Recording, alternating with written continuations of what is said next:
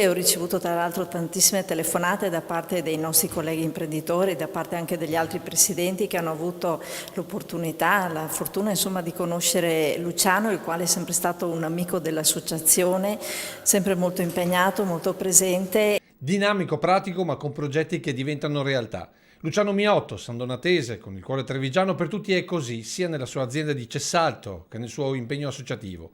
Ingegnere elettrotecnico, sviluppa l'Imesa, l'azienda di famiglia, oggi leader nel settore delle lavanderie industriali.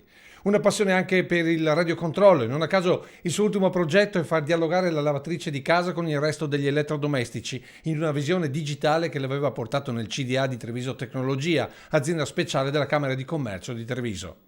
Impegno professionale ma anche passione sociale, con la vicepresidenza di Un'Industria Treviso, la presidenza nel settore metalmeccanico. Poi il salto in Confindustria Veneto fino alla vicepresidenza di Federmeccanica in Confindustria Nazionale. Un volto noto a tutti ovunque, a Treviso come in Veneto e anche a Roma. Da parte di tutti noi insomma c'è veramente una profondissima tristezza.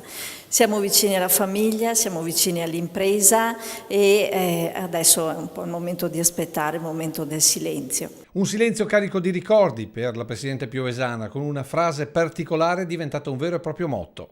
Sempre presente, sempre propositivo, sempre allegro, un gran sorriso e, insomma, e quando parlavamo così diceva Maria Cristina, no, dobbiamo far di più. Ecco, io insomma me lo porto nel cuore sempre con questo messaggio che bisogna sempre cercare di fare qualcosa di meglio.